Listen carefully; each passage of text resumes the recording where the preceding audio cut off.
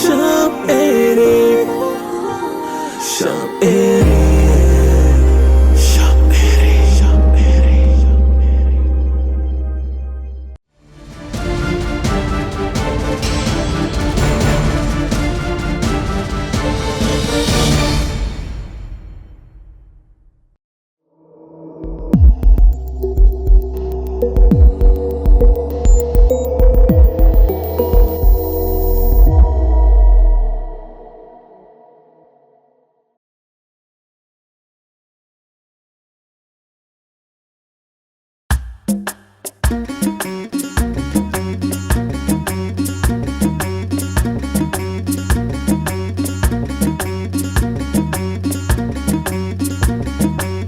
Lengesi goni nuki uleasi haidani shome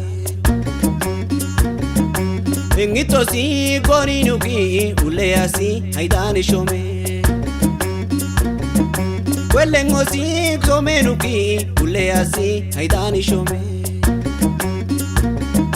Engitosi goni nuki dumeasi haidani shome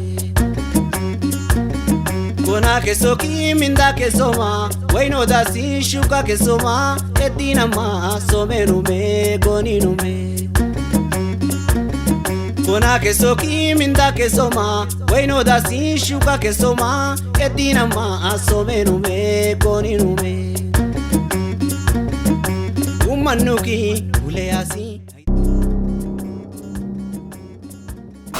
Hai ka gurga gongo ni mete Bekish bifash msha masibe Enta na tugo muda Ali tangal kono ki am kalanguna enta mikshe sarnum babsi ak sangal kono gumnin Same menani tikama telefonani yaki abishi duma amanate ay kanikino ankate ay kaniki dorongono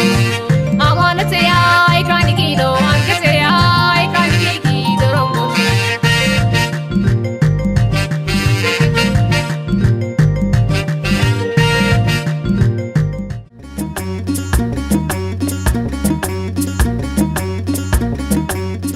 Angtoma Eritrea kushitame koshurkan itida amakek sana filma anana nikesko kaloma sani Eritrean suma entertainment nale salam masum tabtasi aktuledi mala anodang wala mekmeksina si please share comment like subscribe langame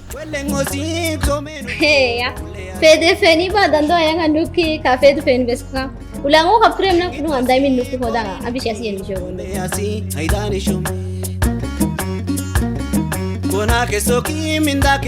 Hi guys, we are coming to you with different things in sham area entertainment, which means films, comedy, short movies and different songs of with kunama language. So we need your help, which means we share, comment, like and subscribe. So don't forget that.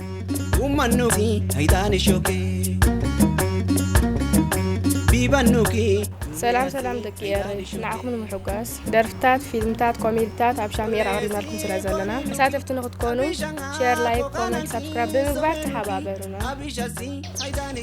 إرترا كشيتامي كشركان عيتدا أنا أما كيك سانانا فيلماني كده نكسكون كنكو كالو ميناe شام entertainment مينا لي سكما سوم شمسا بتاسي أكو تلانge إنانو دانجنا لي أمتين وشيناسي like share comment and subscribe لانge دينه